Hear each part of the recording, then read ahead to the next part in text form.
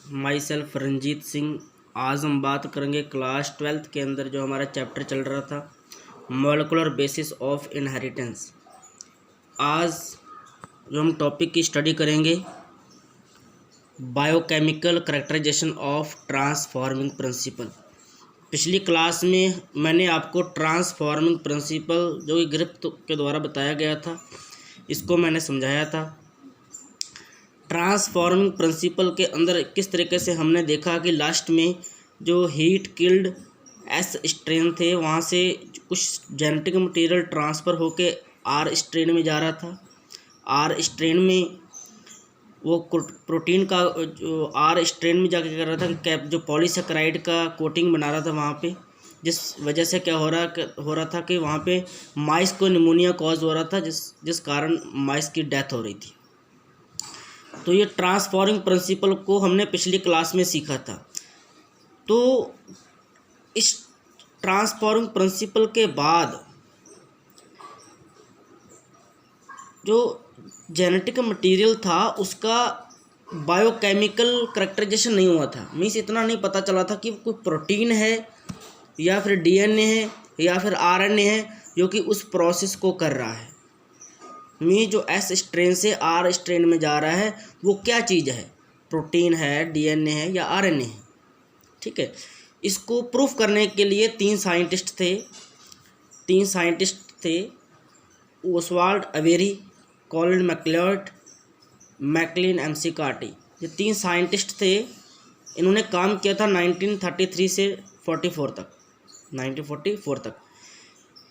इनसे पहले उस जेनेटिक मटेरियल को नॉर्मली प्रोटीन माना जाता था कि प्रोटीन है, लेकिन इन्होंने जब काम किया उसके बाद प्रूफ कर दिया इन्होंने कि ना तो प्रोटीन है ना तो आरएनए है, सिर्फ डीएनए है जो एस स्ट्रेन से ट्रांसफ़र हुआ आर स्ट्रेन में जाकर उसने जो पॉलीसेकेराइड का कोट बनाया। में जो ट्रांसफॉर्मिंग कुछ मटेरियल हुआ था जो ट्रांसफॉर्म, वो कौन सा हुआ था, डीएनए हुआ था। इन साइंटिस्ट ने प्रूफ किया था। इन्होंने क्या किया, इन्होंने कुछ केमिकल्स की प्यूरिफाइड किया एस स्ट्रेन से। जो S strain heat killed S strain थे, जो हीट किल्ड एस स्ट्रेन थे जो ग्रिफ्थ ने वहाँ पे यूज़ किया था ना, हीट किल्ड, उसी स्ट्रेन से इन्होंने कुछ केमिकल्स को बाहर निकाला, प्रोटीन्स को, डीएनए को, आरएनए को प्यूरिफाई किया इन्होंने। कैसे, इन्होंने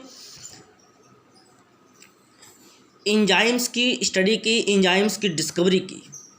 कौन कौन से एंजाइम्स, एक टाइप के एंजाइम जो कि प्रोटीन डाइजेस्टिंग एंजाइम्स थे, प्रोटीन को डाइजेस्ट कर रहे थे, जो कि प्रोटीजेस कहलाते हैं। प्रोटीन को तोड़ने वाले एंजाइम्स की डिस्कवरी की, प्रोटीजेस। आरएनए को तोड़ने वाले एंजाइम्स मीन्स डाइजेस्ट करने वाले एंजाइम आरएनए को, आरएनएजेस। और डीएनए को डाइजेस्ट करने वाले एंजाइम्स, डीएनएजेस। इन एंजाइम्स की हेल्प से इन्होंने पता लगाया कि जेनेटिक मटेरियल कौन सा है जो कि वहाँ से ट्रांसफॉर्म हुआ था ऐसे स्ट्रेन से, वो मटेरियल कौन सा है। इन एंजाइम्स की हेल्प से इन्होंने कैसे काम किया, इन्होंने इन एक एक एंजाइम को यूज़ किया। जो हम पीछे की जो प्रोसेस हो रही थी ना, जो ग्रिफ्थ वाली थी, एस स्ट्रेन आर स्ट्रेन को मिलाकर माइस के साथ इंजेक्शन कराया जा रहा था। इंजेक्ट करवा के फिर माइस के ऊपर एक्सपेरिमेंट किए गए थे। उनमें उन्होंने साथ में एक एक एंजाइम को यूज़ किया। जब प्रोटीज एंजाइम को यूज़ किया तो जैसे प्रोसेस चल रही थी नॉर्मल वैसे ही चलती रही, कोई भी इफ़ेक्ट उसके ऊपर नहीं पड़ा। उन्होंने बताया कि प्रोटीन का अगर वो जेनेटिक मटेरियल बना होता तो प्रोटीन के ख़त्म होने के बाद वो प्रोसेस स्टॉप हो जाती, लेकिन वो प्रोसेस चलती रही। इसलिए वो जो जेनेटिक मटेरियल है जो हेरिडिटी कर रहा है, ट्रांसफॉर्मिंग जो कर रहा है, वो प्रोटीन नहीं है। फिर उन्होंने आरएनए डाइजेस्टिंग एंजाइम को यूज़ किया। जब आरएनएज का यूज़ किया तो फिर भी उन्होंने जब देखा तो प्रोसेस बिल्कुल नॉर्मल चलती रही, कोई भी इफ़ेक्ट नहीं पड़ा। उन्होंने बताया कि आरएनए भी उसका जो जेनेटिक मटेरियल वो नहीं है। फिर उन्होंने डीएनए को यूज़ किया। जब डीएनए को यूज़ किया, डीएनए डाइजेस्टिंग एंजाइम जब डाले तो क्या हुआ, जो प्रोसेस है वो स्टॉप हो गई। ट्रांसफॉर्मिंग प्रिंसिपल वहाँ पर जो ट्रांसफॉर्मिंग प्रोसेस थी वो स्टॉप हो गई।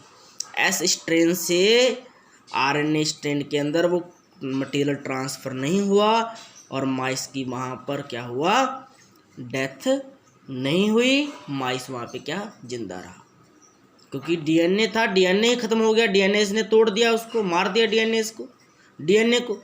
जब डीएनए टू ब्रेक हो जाएगा तो वहाँ से फिर ट्रांसफ़र क्या होगा, आरएनए स्ट्रैंड को जाएगा ही नहीं, जिससे कि आर स्ट्रैंड के ऊपर कोटिंग नहीं बन पाएगा। माइस की एंटीबॉडी मार देगी उसे और जिस कारण क्या होगा, हमें माइस जिंदा रहे। तो ये एक्सपेरिमेंट्स करने के बाद इन तीनों साइंटिस्ट ने क्या किया, प्रूफ कर दिया कि डीएनए क्या है, हेरिडिटरी मटेरियल है।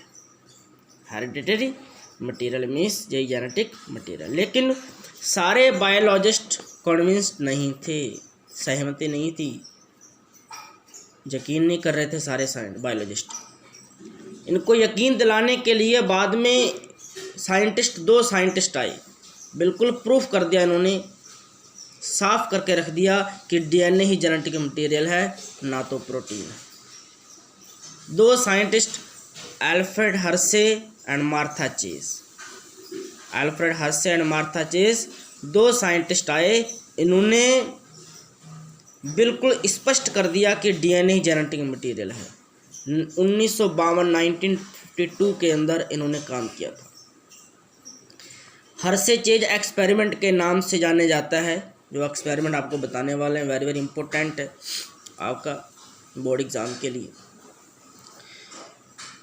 इन्होंने एक्सपेरिमेंट्स किए बैक्टीरियोफेज के ऊपर। बैक्टीरियोफेज एक वायरस होता है, एक ऐसा वायरस होता है, ये बात आपको याद रखनी है, जिसका जेनेटिक मटेरियल क्या होता है, डीएनए होता है। आपको बात ये याद रखनी है।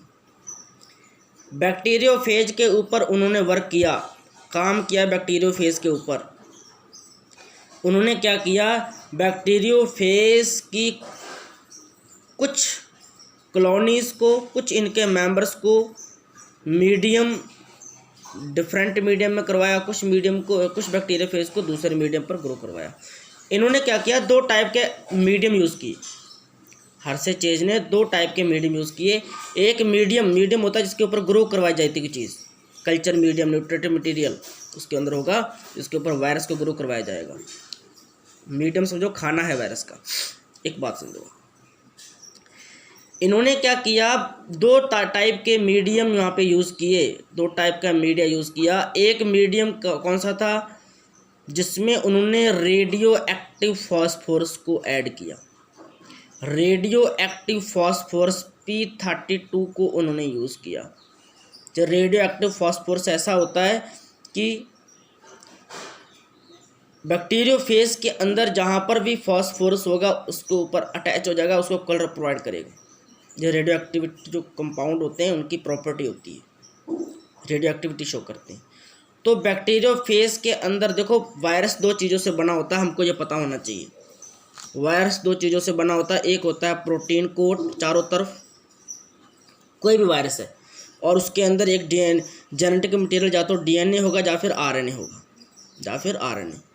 हमने जो बैक्टीरियोफेज यहाँ पे यूज़ किया है, इसका जेनेटिक मटेरियल क्या है, डीएनए है। मीन्स प्रोटीन और डीएनए के अलावा कुछ नहीं होता वायरस के अंदर, इस बैक्टीरियोफेज वायरस के अंदर।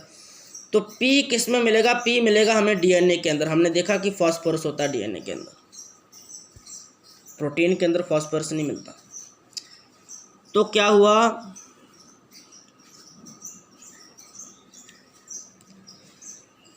जो फॉस्फोरस, जब रेडियो एक्टिव फॉस्फोरस मीडियम वहाँ पे उन्होंने बनाया एक, तो दूसरा उन्होंने मीडियम बनाया सल्फ़र 35, रेडियो एक्टिव सल्फ़र 35 लिया। ये सल्फ़र 35 क्या कर रहा था, ये मीडियम क्या करेगा, जो प्रोटीन कोट है, प्रोटीन के अंदर सल्फ़र होता है, उसको रेडियो एक्टिव बनाएगा, उसको रेडियो एक्टिव बनाएगा। इन्होंने किस तरीके से एक्सपेरिमेंट्स किया, इन्होंने बैक्टीरियोफेज को ग्रो करवाया। कुछ बैक्टीरियोफेज इस मीडियम में ग्रो करवा दिए, कुछ बैक्टीरियोफेज इस मीडियम में ग्रो करवा दिए। ठीक है, आपके सामने देखो, ये ऐसा बैक्टीरियोफेज है जो आपके सामने यहाँ पर दिख पा रहा है इस टाइम, ठीक है।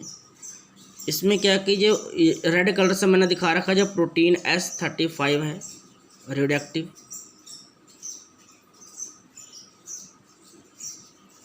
एक साइड में ये है और दूसरी साइड में देखो जो कि DNA है इसका, DNA इसमें P32 जो फॉस्फोरस वो रेडियो एक्टिव लेबाइल है, रेडियो एक्टिव लेबल्ड है। दोनों एक्सपेरिमेंट अलग अलग किए। जब उन्होंने ग्रो करवाया था बैक्टीरियोफेज को उस मीडियम के ऊपर, कुछ बैक्टीरियोफेज को सल्फर 35 रेडियो एक्टिव में ग्रो करवाया, कुछ किसी को दूसरे को फॉस्फोरस 32 रेडियो एक्टिव के ग्रुप को ग्रो करवाया। तो हुआ क्या, इसमें क्या हुआ कि प्रोटीन के कोट उसका कलर रेडियो एक्टिव लेबाइल्ड हो गया, इसमें DNA उसका लेबाइल्ड हो गया। अब दोनों को अलग अलग ई कोलाई बैक्टीरिया के साथ इन्फेक्शन कराया। हम जानते हैं कि वायरस किस तरीके से इन्फेक्शन करता है। वायरस अपने जेनेटिक मटेरियल को सेल के अंदर डालता है और मल्टीप्लाई करके इन्फेक्शन कॉज करता है। आप देख पा रहे हैं यहाँ पर, देखो मैं एक एक करके दिखाऊंगा इस तरीके से। इसने क्या किया, इस जेनेटिक मटेरियल को इसके अंदर डाला है, कुछ देखो यहाँ पे इन्फेक्शन हो रहा है इस तरीके से। आगे टोटली इसका जेनेटिक मटेरियल को डाल दिया गया है यहाँ पे इस तरीके से। इधर आप देख पा रहे हो तो जो कि DNA लेबल्ड है, रेड कलर से मैंने लेबल्ड पार्ट दिखाया है जो कि अंदर जा रहा है, बाकी जो प्रोटीन कोड सेल के बाहर रह जाता है इस तरीके से। आप देख पा रहे हैं ब्लेंडिंग की, मिक्सिंग की, देख पा रहे हैं कि सारा जो जेनेटिक मटेरियल है वायरस का सेल के अंदर आ गया है। अब उन्होंने क्या किया, सेंट्रीफ्यूगेशन कर दिया दोनों का सेंट्रीफ्यूगेशन किया। सेंट्रीफ्यूगेशन में क्या होता है, जितने भी इक्वलाई जितनी भी सेल्स होती हैं भारी चीज़ वो नीचे बैठ जाती है और हल्की चीज़ सुपरनेंट ऊपर में आ जाता है। तो जब उन्होंने इसका सेंट्रीफ्यूगेशन किया तो क्या देखा, जो रेडियो एक्टिविटी कलर नज़र आया, रेडियो एक्टिव नज़र आया, वो कहाँ आया, सुपरनेंट के अंदर आया, सुपरनेंट के अंदर आया। जबकि जितनी भी सेल्स थी वहाँ पर नीचे बैठ गई थी, वहाँ पर कोई भी रेडियो एक्टिविटी दिखाई नहीं थी। जिस केस में क्या हुआ था, हमने प्रोटीन को कोड बनाया था। प्रोटीन कोड मीन्स कलर ऊपर आ गया, सेल्स के अंदर कलर नहीं दिखने को मिला। जबकि दूसरी साइड में देखो आप, जिसमें DNA को लेबाइल किया था, DNA सेल के अंदर आ गया था, है ना। सेल्स नीचे बैठ जाएंगी तो रेडियो एक्टिविटी किस में आ गई, सेल्स के अंदर आ गई। मीन्स रेडियो एक्टिव सेल्स के अंदर देखने को मिली, सुपरनेंट के अंदर देखने को नहीं मिली। इट मीन्स क्या हुआ कि DNA ही है जो सेल के अंदर यहाँ पे ट्रांसफ़र इन्होंने किया था, ना तो प्रोटीन की होती तो यहाँ पे उल्टा अपोजिट होता ना। यहाँ पे DNA अंदर जा रहा है, इस तरीके से DNA ही सेल के अंदर जाता है, जो कि यहाँ पे मीन्स हेरिडिटी के प्रोसेस को कंप्लीट करता है। ठीक है, इस हर्शे चेज एक्सपेरिमेंट के अंदर हमने किस तरीके से देखा कि DNA ही यहाँ पर बैक्टीरियोफेज से ट्रांसफ़र हुआ था इकोलाई में, और वो आगे जाके किस तरीके से हमारा रेडियो एक्टिविटी को दिखाया था, है ना। ये था आज हर्शे चेज एक्सपेरिमेंट हमने आज सीखा है। ठीक है, इस एक्सपेरिमेंट से प्रूफ हो जाता है कि DNA ही जेनेटिक मटेरियल है, DNA ही जेनेटिक मटेरियल है। आज के लिए इतना ही, नेक्स्ट वीडियो में नेक्स्ट टॉपिक की बात करेंगे। Thank you.